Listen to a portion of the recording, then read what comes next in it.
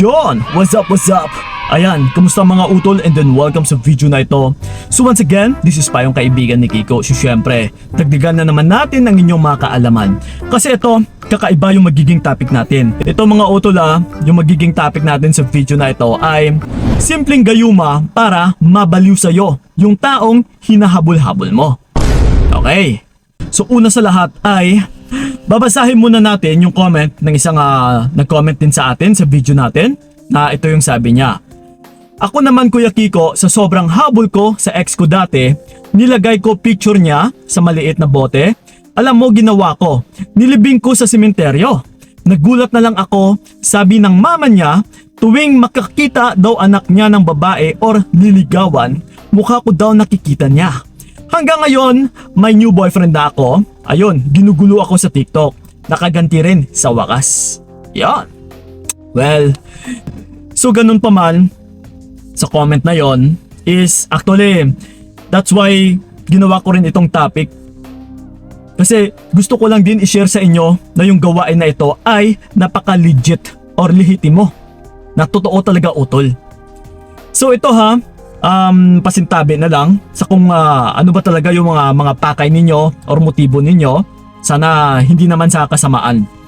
Pero kung gusto nyo talaga na iikot at saka iikot ka sa isipan ng taong hinabol-habol mo or na let's say nagsira ng tiwala mo, na sinira yung pagkatao mo or nang baliwala sa'yo, yung tipong parang ipinagpalit ka na parang basura yung dating mo. So ito ngayon kung gusto mo talagang maghiganti. Well, ito mga utol napaka-legit talaga nito. That's why ginawan ko rin ito ng topic kasi nakita ko na halos magkatugma sa sinabi ng kaibigan ng tito ko dati nung time na maliit pa ako.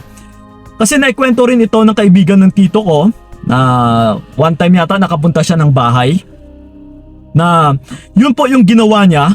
Yes, maliit pa ako nung time na yun na wala pa akong kaalam-alam pagdating sa relasyon. Pero naalala ko lang nung nabasa ko yung comment na ito na halos magkatugma talaga yung sinabi ng kaibigan ng tito ko dati.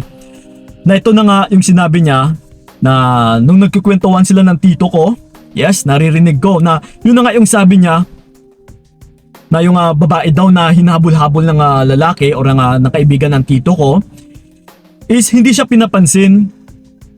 Yung tipong parang binabasura siya, parang ang taas pa ng tingin ng babae sa kanyang sarili. So ngayon, ito po yung ginawa ng kaibigan ng tito ko. Na meron siyang picture ng babae.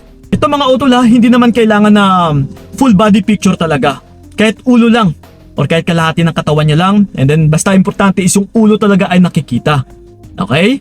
Lagyan niyo po ito ng pangalan niya sa likod. And then ilagay niyo po sa bote. Dapat yung bote na ito utol ay yung dark na klase.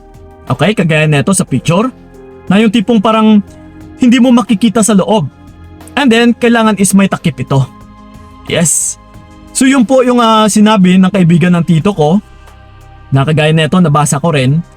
So, ang ginawa nun is nilagay niya rin sa bote na yon. Na maliit na bote lang utol kahit jar. Basta may takip na hindi talaga makikita yung laman sa loob. Okay, na medyo dark or frosted na klase na bote. So and then, wala rin itong pinipiling araw kung anong araw na kailangan mo siyang ilibing. So pumunta ka ng sementeryo sa panahon na kung kailan na walang tao kung gusto mo. And then humanap ka ng area doon na kung saan mo siya pwedeng ilibing. Pwede rin sa katabi ng mga kamag-anak mo. Or kahit sabihin man natin na wala kayong kamag-anak sa sementeryo na yan. So ilibing mo po ito na kailangan is malalim din utol na para hindi mahukay. Na kung let's say kung uulan man is hindi ito lulutang.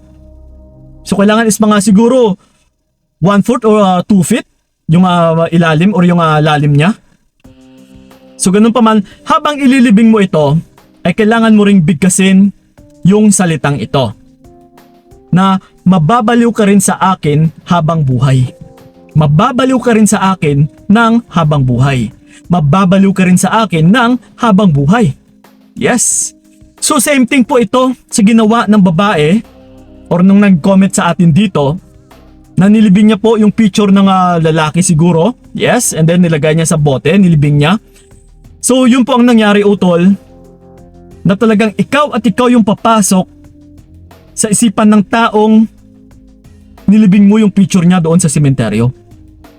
Yes, na yung tipong hindi siya mapakali, yung tipong tatawagan ka, kukulitin ka. Kasi I don't know kung naniniwala man kayo o hindi sa third dimension na tinatawag. Yes, like I said na rin dati which is kaluluwa, sa kaluluwa po ito eh.